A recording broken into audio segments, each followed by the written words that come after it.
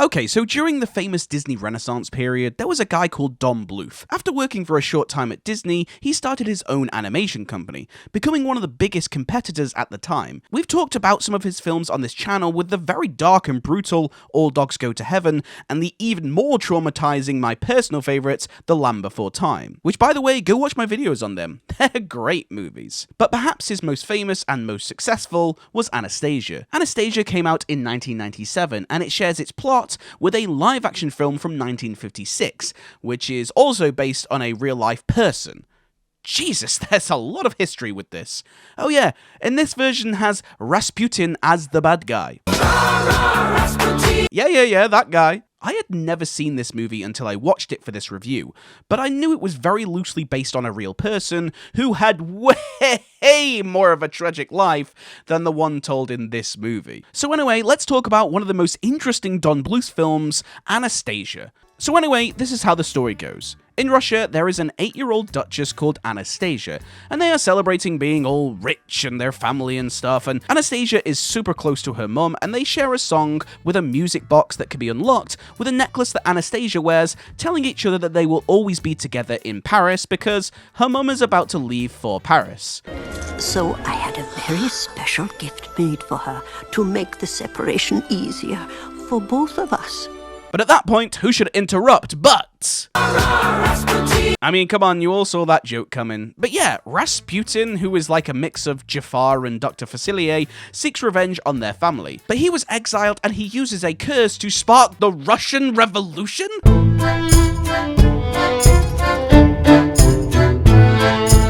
I mean, right from the start, I am already looking at this movie and going, how was this approved? This film just straight up would not be made today, at least as a, friendly kids movie. So yeah, the revolution starts and Anastasia gets saved by a kid called Dmitri.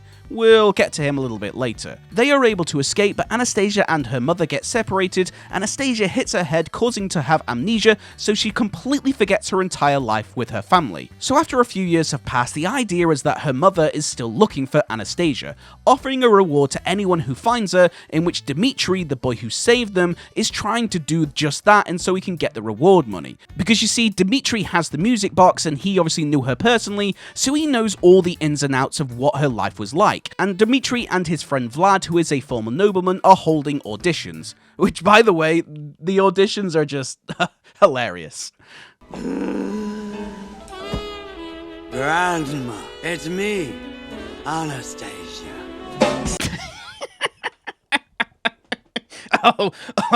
Oh, Dmitri, you've got to hire her, she's perfect. So Anastasia ends up bumping into Dmitri and Vlad, and though none of them know that she is the real Duchess, Dmitri wants her to join along with them because she obviously looks exactly like the person he is looking for. But Anastasia just wants to go to Paris because obviously there's something kind of ingrained into her to go to Paris, because she knows her mother is there. But obviously she doesn't know she's the real Duchess. It's really kind of confusing when you're saying this, but come on, you've all seen the movie. So in the end, all three of them agree to set off for Paris, but along the way we find out that despite Rasputin dying during the revolution, he is stuck in some form of limbo, and he is found by his friend, or rather servant, his bat, Bartok, voiced by none other than Hank Azaria. The guy who voices some of your favorite Simpson characters. Okay, I get the message. Enough already with the glowing. I mean, I love this voice. I love what they do with Bartok. Apparently at the time, people were very annoyed that they gave us a character with a specific American accent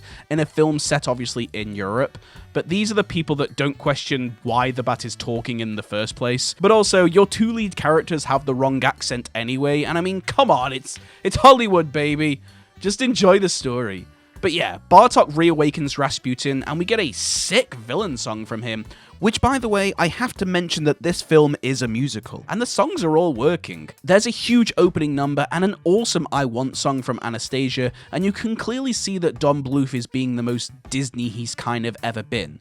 Like, sure, his other films have always had a sense of fun to them, but there's always been something very dark and different about them.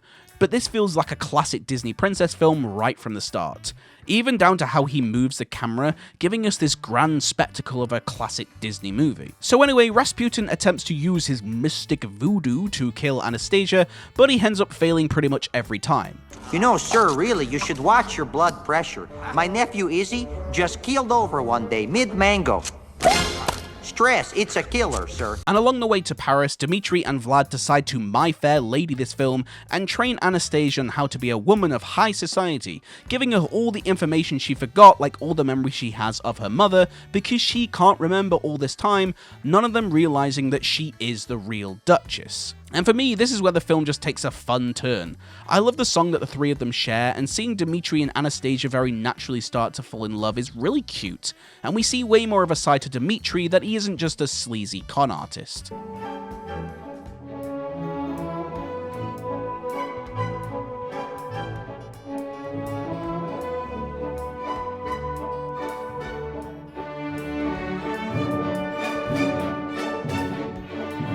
If you've made it this far into the video, why not consider subscribing? It's completely free. I see that most of my views come from non-subscribers, so hitting it allows me to make more videos like this one, and it supports me in a massive amount. If you're here, it means you probably like animated movies, and so do I. I do weekly videos talking about some of your favorite animated movies, so please make sure you are subscribed. Anyway, back to the video. So when they arrive in Paris, they meet Sophie, who is drawn in a very artistic way.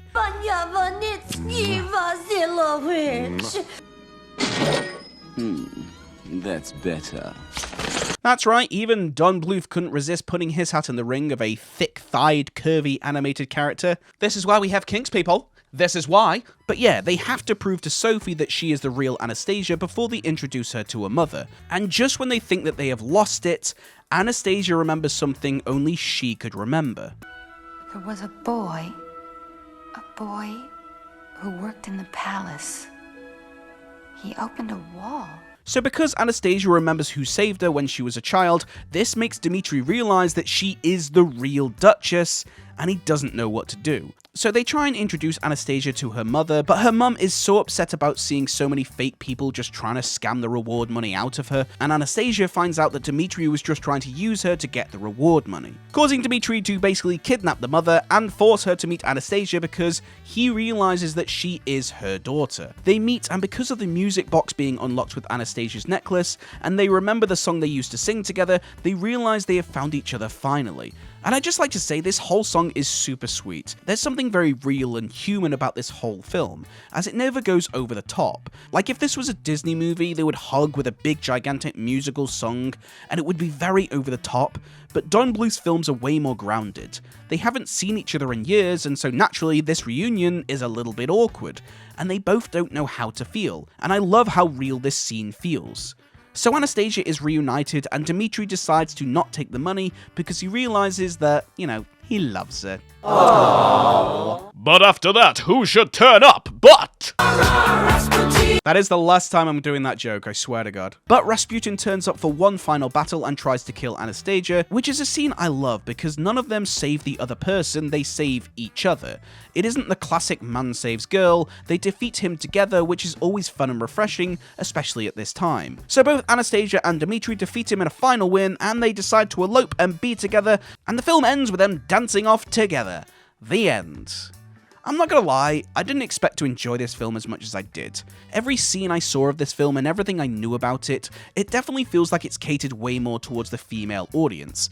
But the voice acting is all incredible, and it doesn't just have a great cast, but it has a great voice cast, with Hank Azaria and Kelsey Grammer giving us some amazing voices and accents, but also Christopher Lloyd as Rasputin, and of course Meg Ryan does an amazing performance as this titular character. Hank Azaria as Bartok is doing something I massively miss, which is literally just a funny voice. While you could argue that this is just down to a silly stereotype, when you have a good voice actor doing his job, it works incredibly well. Also, I was surprised that Russia, a very much more serious place in the world, was actually quite positive when this film came out. Sure, there were some people who didn't enjoy it, mainly for its historical inaccuracy, but for a film like that in the 90s, that was kind of the social norm.